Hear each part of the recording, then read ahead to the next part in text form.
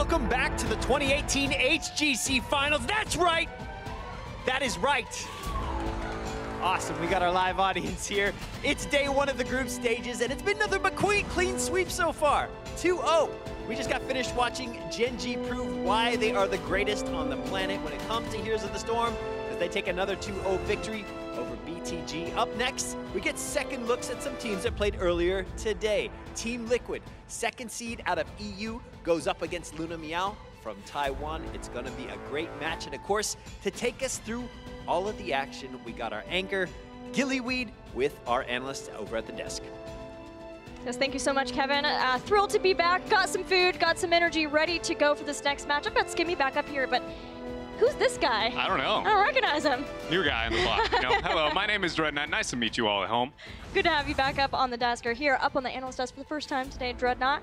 And last match, it was another 2-0, as Kevin said on stream here, but the alternate stream, also a 2-0, Team Dignitas getting a win over the Leftovers, and something that haven't maybe addressed too much is how important that 2-0 is for them, because Dignitas really wants to make sure that they're at the top of their group because they want to avoid Gen G before the finals. Look, I mean, you want to hide as many of those strats as possible, right? You want the repeat of the mid-season brawl. You want to bring it to that full best-of-5 right there on the biggest stage possible for that year. So, I mean, for them, yeah, they're absolutely stoked to get their victory. It was looking a little bit shaky in that game when we had that little peak on the desk. They brought it back.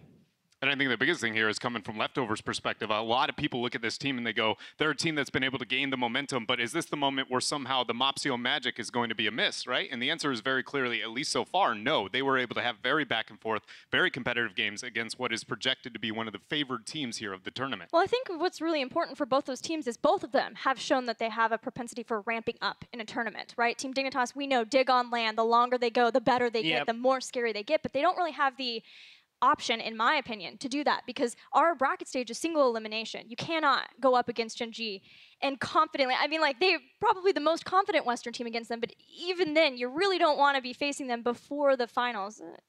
Even with the story, that's the best story, right? And I mean, plus it's a best of 2, right? So you have no time to really be flexible in your draft, your picks, your bans, your map choices. So you've really got to go in there with an idea. And that's what we saw with Tempest and the One, right? You know, the One getting every single pick they want, a little bit of disrespect coming out from there. So best of 3 is a very different dynamic to a best of 2. So as you say, Gilly, you know, this is some pretty cutthroat action. Yeah, Team Dignitas have a lot of story points, and we're going to be talking more about them, especially tomorrow when we switch over more to Group B. But you can check out their road to the HGC Finals at BlizzCon. It was a new video just released today on the Heroes Esports YouTube channel. Those have been amazing. The Team Liquid one, man, brought me to tears. Hasu, ugh. Just any of them, really. You know, to be able to get to see the passion and the kind of perspective that a lot of people don't really, right? Like, we only get to see it when the red light on the camera goes on, but there is so much heart and passion that these players put in that, to be honest, is something that it really just shakes me even beginning to think about it, knowing that, you know, I had a small period of time where I felt like I was giving my life to this game and like committing that much to try and be the best in the world, and that we have players like, you know, Snitch and even Gen G up there that have put far more time and effort than I have been able to, and it's just exhausting to even try and empathize with them. And JPL, his last hurrah. We'll see if that can continue to be a dominant run for them through the group stage. Let's check in with the groups now, the standings, to see where things are shaping out. We're gonna be continuing down the line of more best of 2s with Group A. Miracle, Gen G, Tempo Storm, all getting 2-0s, gives them those 3 points, and 2-0s are very important because those third points really can start to add up in the group stage. Absolutely, and I mean, you want to get as many of those as possible. Dignitas very happy, as I mentioned already, with that result. I mean, kind of leading into what Dreadnought was alluding to before with Leftovers, you start to wonder how much stress do they put themselves under. They've always said, hey, we have a very light-hearted attitude, we do well, we have fun, it's LAN, why be serious, basically, to quote Mopsio directly. But, you know, once you start to get these results consistently, you start to get some expectations under your belt, maybe sponsors are looking at you, things, or the magic, I should probably say, may start to fizzle out. And not to say, obviously, we're calling that from one series, but, you know, up against Dignitas, you've felt very comfortable in the past. It might be a bit of a blow to them. And it's opponent you know, so you should be expecting certain things. Though there were some different picks, both Gen G and Dignitas playing things like Sergeant Hammer still, and Material, which I am very excited to see. Here's what we have seen so far. Tempo Storm winning 2-0 over Luna Meow. Miracle getting a 2-0 win over Team Liquid. Big victory for them. And then Gen G getting the result over BTG that was expected, though BTG did indeed bring the fight. Coming up next, Team Liquid versus Luna Meow. Now on paper, Dreadnought, this should be a match that Team Liquid should feel more confident in winning, but we know that their strategy for this tournament is to not take anyone lightly. Yeah, it very much isn't. But if we take what we've already gotten from Team Liquid, specifically I want to highlight that, not that it's an 0-2, but game number 2 and how dominant against them it was on their second favorite battleground and their map pick in that type of situation. That to me goes this wondering, like we always talk about Liquid as the team that always fizzles out, and is this going to be the moment where we start seeing that come to light from them? And I don't want to say that that is clearly what we see, but I would be mentally shaken and fearful if I was the squad knowing that that first round went that bad. That being said, it is a 3rd seed out of Korea. Sometimes it's easy to be able to kind of dismiss losses like that, but for me it did raise a pretty big red flag here for this roster. Well, let's switch on over to talking about Luna Meow, because they are still looking for their first game win, as are Team Liquid. Is there anything that Luna Meow could be looking at from Team Liquid versus Miracle as something maybe that they could try to take advantage of? I think you look at the sort of the flexibility in the pick and ban phase when, you know, in the very first game for Liquid, they got pretty much everything that they wanted, but the punishment was still there. We know how much they love to play Diablo. Judy, fantastic with that Hellgate to jump on forward, get the Shadow Charge, catch Arcanar in a situation where he really should not have been caught, and just, you know, turn the fight on its head. So I feel like we know what Luna Meow's identity is. They like to play aggressive. We might see, maybe based on what Dread said, where they're a little bit shaken up, Team Liquid maybe opt into a bit more of a macro style to try and counteract that and get some, you know, momentum back in their favor. But I would like to see, you know, some of those high priority picks utilized to their full extreme and really punish the likes of hyper carries. The biggest thing for me, I feel like, if I'm Luna Meow, that I'd be trying to take away from the Miracle series is some of the positioning choices from Hasuabs I would be trying to capitalize on, especially if I am Bowie and I get myself a Genji. I am going to be trying to all-in him all day, all long, and I feel like that is one of the few cases where I feel like LM can find a big upper hand here. But I would also say the other thing that we saw from Liquid is that they could easily get baited by specific warriors into thinking they have a kill opportunity and then the turn of the fight. But I hate to break it to anybody who didn't watch LM within their regionals, but they are probably the most prominent team to think that they deserve a kill and then be willing to risk everything to make sure they get it and then just wipe as a team. So I feel like that is too big of a setback to rely on if you're Luna Meow. Luna Meow. Yeah. They've gone through a few name changes, don't worry. I agree, Luna Meow does feel like they almost feel like they have to force fights always, even when they are ahead.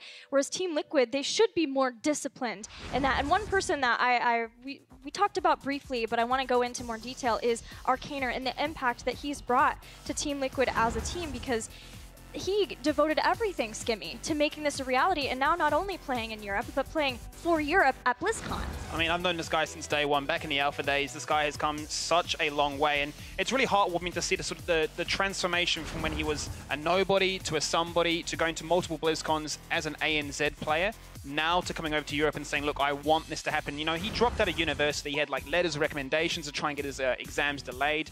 They rejected that. He said, that's it, I'm fully committing, I'm moving to Europe, I'm going to make this happen. And to go from Method to go to here, to now be at BlizzCon with a premier team from another region, it's a testament to his diversity and his ability to switch roles, because he's switched roles so many different times. And Dread, I know you love the idea of that devotion to the competitive format in the best way that you can. His continued preference of continuing to push himself, right? Like, it's not just I've made it to Europe, but I want to be as good as Poik. Like, he sets high expectations for himself, and though stats-wise he is pretty close to Poik, he even still now feels like he's not quite there. And I think one of the most impressive things is not only his drive, but he has an extremely good, realistic scope of his own placement and success that he has been able to find, and it's where he can find that even further, I think, into the future, is because he has been very accurate with his reflection of, again, on how good he is as a player. And I think above all of these things, though it is impressive what we've been able to see from Arcanar, for me, the holy cow moment when it comes to this player is the fact that he's not just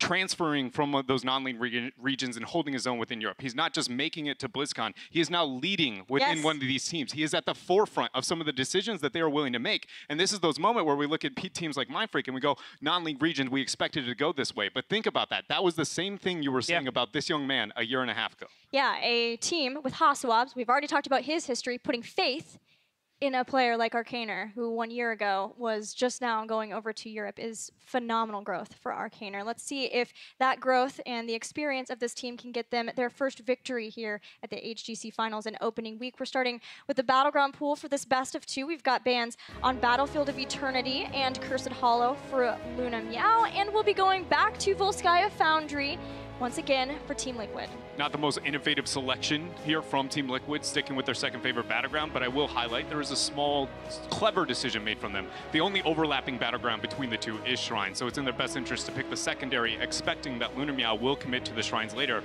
So when it comes to map pick bans, Team Liquid definitely got the upper hand here.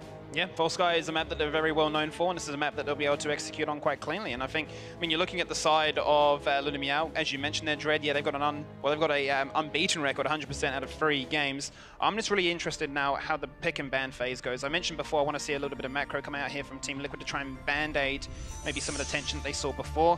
And learning from their previous series, Gilly, they've gone for the Medivh ban once again. That proved to be so disastrous given their sort of tight hero pool for those ranged assassins. Never again is that going to be allowed. But Team Liquid are also banning Genji, showing that they've continued to keep up their research no matter who their opponent is, not underestimating a single opponent, making sure to keep away Genji from 005. He can be too aggressive on that hero, but he also can make a lot of plays for the team. So it's one of the best comforts. We'll see if maybe they can still get something like a Li Ming. I feel like the Diablo first pick on the side of Meow is a must-have here for them, mainly on that theory I was talking about getting baited. Garrosh, Diablo, only 2 warriors within the hero pool currently, or at least within the kind of dominance within the meta in the warrior role that can make that happen here. The Garrosh taking off, I think it's a huge choke. And also, when Sport Billy is on more of those squisher warriors, he is by far the most vulnerable, I feel, coming out of that region. Yeah, both of these players, warrior players, have shown a lot of Muradin play in the weeks leading up to, or the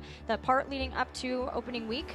But it seems like with so much focus and so much poke that's been placed on warriors, it's way better to try to have those high hit points like a Garrosh, like a Diablo, and Meow does get Diablo, so we'll see what Sport Billy ends up on later on. Opting not to go for the Tyrande this time for the blow-up potential, so it does give the ability for Meow to pick that up if they so desire, but then they get 2 slows. So 2 reliable pickups here. Another interesting point is that Phoenix is still available for Meow. We know how heavily prioritized that has been for them in the past too, so Team Liquid almost preparing for the one-shot, almost like the blow-up comp. We welcome it, saying that we can out-micro you and mechanically we're better than you. But it should be noted that this is so far the exact same 1-2 opener that we got from Liquid in Game 2 versus Miracle. So if you're Meow right now, this is very expected. You haven't seen any major deviation, and you just watch the team be able to dismantle this approach to the draft. So though I do not know whether or not maybe the execution is going to be of the same caliber, I think thought process and theory crafting-wise, Meow's got to be comfortable. Well, Immortal's comfort of Li Ming was mentioned as something that Meow could rely on, and they're going to have it here. They also have it with the Diablo Tyrande combo, so they are threatening with those 3 heroes leading into the next set of bans. Thrall gave them issues the last time there, especially with the self-sustain that he had, the ability to use that Sundering to give himself some of that Frost Wolf resilience and disengage from those team fights. That's been taken away here. Side of Meow now, what are you looking at in terms of wanting to try and ban out a hero? Are you considering the Raynor? I wouldn't think so. You're thinking of that hyper carry. They're going to deny the Malthael because they don't have the Blaze for the bunker. That's an interesting one, considering the fact that with Blaze, you're already looking at that being played by Eternal, which means you're going to be wanting a warrior for Sport Billy, and Malthael is more of a Tempo Storm type thing, although Team Liquid did boot camp in North America, so maybe they are concerned that some of those strategies have been picked up. But in the past, whenever Team Liquid has played that next melee, usually tends to be Thrall, which is already gone.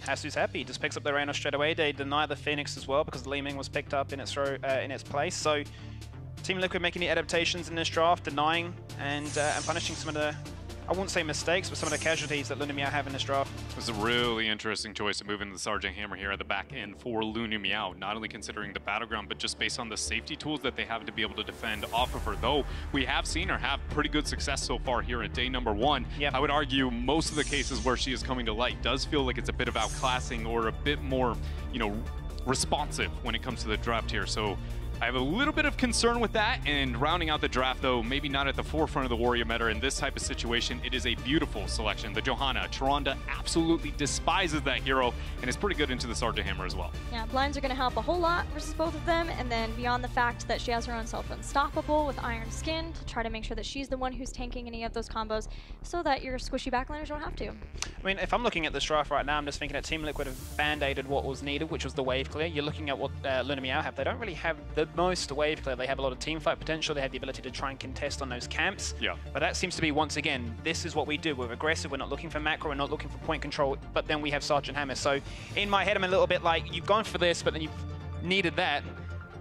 Feels like a little bit of an unorganized puzzle. It does. It's one of those kind of, you know, starting in one direction, feeling like on the fly you need to be able to adapt, but then kind of when you step back from the picture, it was like fuzzy, and then it didn't get much clearer as you kind of start getting the depixelation in this situation. Overall, I do think that Liquid definitely got the upper hand considering the draft and knowing the execution level of these teams, but if there's any silver lining, it's going to go back to my first point, and that is Hasawabs on squishy health pool heroes with a Diablo and a Tyrande.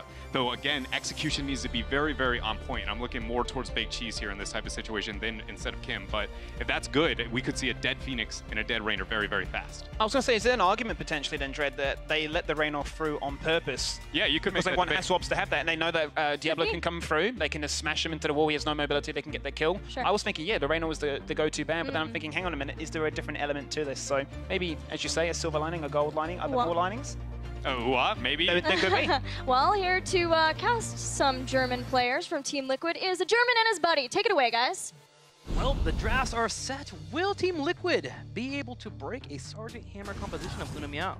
I feel they have a good draft. The last pick on the Johanna, I really liked it, and not picking the Mirrodin earlier already telegraphed a bit that they were thinking about Hammer and wanted to respond to that. The Tyrande stun with Diablo leading it up, of course, also kind of carries a bit to the strength of Johanna. But yeah, Liquid, they need wins now. After the losses against Miracle, this is really the time to shine. Wow, I mean, they even had a win set up for them against Miracle in game number 1, but we'll see if they have gotten it all together here as we head into this matchup. We're going to have on the left side here, Team Liquid. Billy on Johanna. We see Eternal on the side lane playing Blaze here with Nurog playing Deckard Cain. We have Hasawabs on Jim Raynor and Arcanar on Phoenix. To the right, it's Luna Meow. We've already seen them once. We're seeing them a second time here as Kim will be on Diablo. Baked Cheese on Tyrande. By the way, I love Baked Cheese too. Virgil on Yrel, Immortal on Li Ming, and Bowie to play Sergeant Hammer. That's the name for their new Smurf account right there. That's right. Baked cheese, warm cheese. We love cheese fondue. You can't go wrong. You can't go wrong. It was really the best question when everybody asked, okay, how did you come up with the nickname? He's like, well, I kind of just like like the it. food. Just started laughing and grinning a bit there. But their composition definitely has their strength. We talked a lot in the European context about the composition with Diablo and Yrel. The extra armor makes Diablo just so unbelievably tanky and killable. It's already tough to take down as is, but with Yrel, even after the nerfs, there's definitely a huge element to that. Oftentimes in Europe, at least in the part 1 of Phase 2, played with the Deckard Cain. In this case, we have now the Tyrande composition. But that's also where we've seen a lot of disconnect in the past, where this old school combo with the slam from Diablo and then the stun from Tyrande doesn't really click, and that's something that Luna Meow just showed as we had this engage happen. Yeah, they actually would have clicked if it wasn't for that Iron Skin from Johanna, so it looks like they do have the possibility. Ooh, Virgil barely gets away, but Luna Meow already showing that trademark aggression that you were talking about. We were expecting the Diablo engage into a Tyrande Luna Flare. They need to make sure that it's not the Johanna, and if it is, make sure that she has used Iron Skin already, or Luna Meow will not be finding these kills they're looking for. I mean, every time you look at Liquid, there's this bit of a doubt that you have when it comes to the offline performance. Here, great combo against Arcanar, but with a warp, already Phoenix moving out, and Liquid is able to move onto the camp and secure the healing beacon for themselves. But there is still this big question mark, this cloud of doubt over their heads whenever they attend one of these events. They come in with the confidence. Last time at the Western Clash, they admitted afterwards that their preparation wasn't good enough for the opponents, that they just felt they underestimated a lot of them. This time they wanted to change things. And it looked good against Miracle at the start, but then towards the end it all falls off.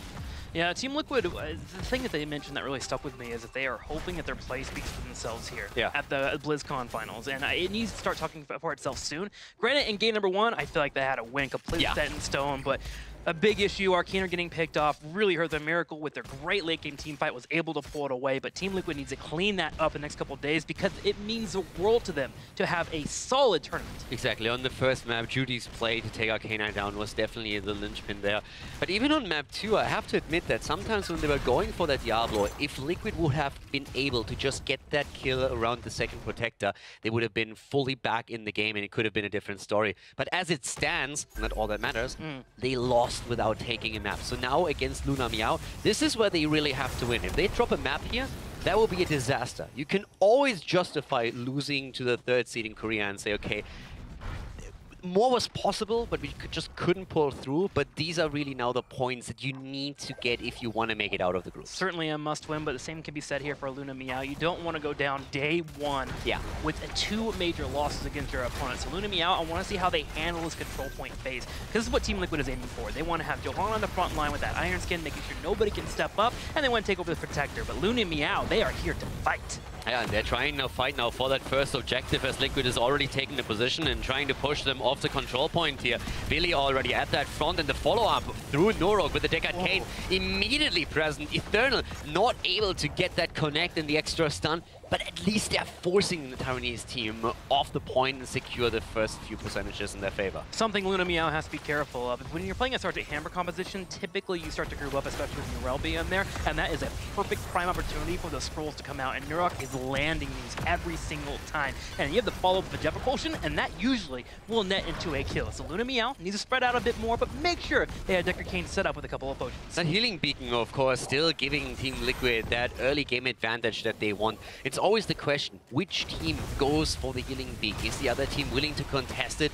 Now we're going to see that big fight. We didn't have a kill in that battle, but Liquid picked up the item, and now they have a bit of a better stance when they're heading into this first objective.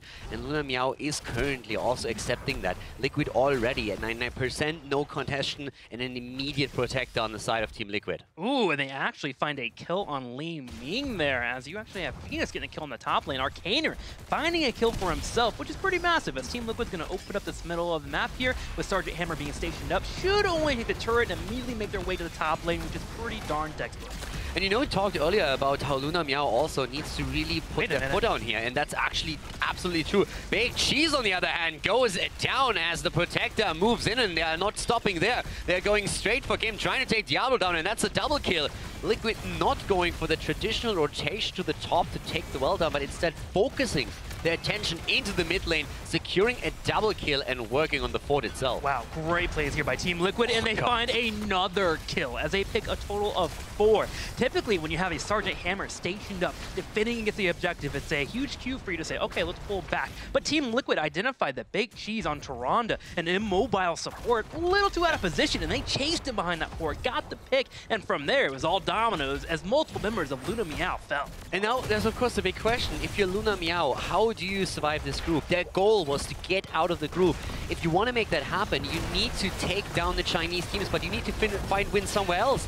And who do you find them against? Is it Tempo Storm? Is it Liquid? It doesn't look likely so far. Oh my! Again, a big fight, a double and a triple kill, as we are seeing Liquid going strong. Tornado coming in! Lornado also securing another kill as Hammer falls, and this is Liquid with a 2-level lead, 8 kills to 0, taking a massive advantage in game number 1. I'm very sad here for Luna Meow as they continue to fall behind, the top lane being pushed in, setting up the next control point, but I'm very happy for Team Liquid. This is a statement they've been dying to make since the Western Clash. That was a failure for them. They need to find spots where they are able to run over their opponents, and right now, Team Liquid is in a commanding lead against Luna Meow. Especially given the performance that we saw from Tempo Storm earlier today, it was important for Liquid to also come out swinging against that same opponent. It didn't work out against Miracle, but here they need to make that statement now. And again, it would have been a disaster to lose the map here, but on game 1 at least, Liquid so far looks extremely strong, powerful, confident as well. And Luna Meow is just struggling to get a foothold in this game. They need to wait for level 10 now, obviously. But Team Liquid is using that map control that they already secured to get more and more camps on the map and just dominate. One thing we also need to really adjust as we move toward that level 10 is, hang on, Kim trying to sidestep this tornado that's shoving into a corner.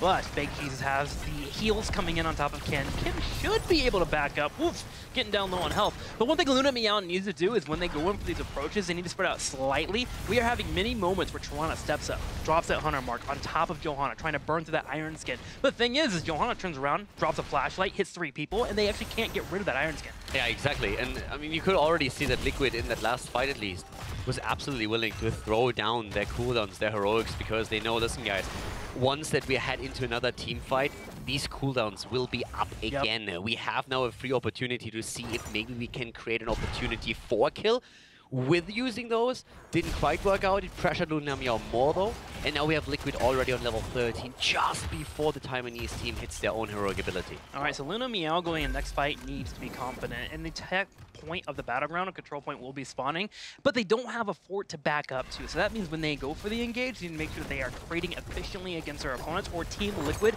will run them down. Let's not forget that Luna Meow actually gave the Protector over without forcing a fight, and therefore they didn't force the items. So Liquid has now picked up additional items after they secured that Protector, they got those kills, and are looking now at the 3-level lead, a talent advantage, and a massive advantage in items as well. A double healing beacon on top of anything else. Luna Meow just accepting that up at the top they're not going to make a dent into the defense of Liquid. Instead, they're rotating to the bot lane, trying to pick up some extra experience by destroying the outer wall. And Team Liquid has two options on this. Either A, rotate all the way down to stop this, or B, push in the top lane and trade out on the keep wall, and they do just that. Keep wall taking the top right corner. Luna Meow is forced to back away. They are not willing to sacrifice that keep quite yet. You don't want to lose out the next third point coming in here. So they back up and defend, and Team Liquid is able to back up and grab another support camp. I'm a little bit worried about Luna Meow because I struggle a bit to understand the decision making here. You are apparently, it seems they're unwilling to fight against the level 13 talents here, but where do you see an opportunity for them to fight on the same talent? Because if they give up the Protector now and Liquid just moves with it, they can even go for a keep, they can snowball this towards level 16. Even though it is a bad fight, I actually question very heavily the decision of Luna Meow to just sit back and not go for the Protector at the top, because I don't see Liquid giving up any of the control that they established in this game. It's a difficult situation for them, and especially with Team Liquid pushing in this top lane with this keep, they're looking for the keep. And if they find 1-2 kills, they can maybe consider moving straight in for the 4, as this keep is going to be drowned quickly, especially with Hosswap showing away on the Rainer, and he has Hyperion when he wants to fully commit.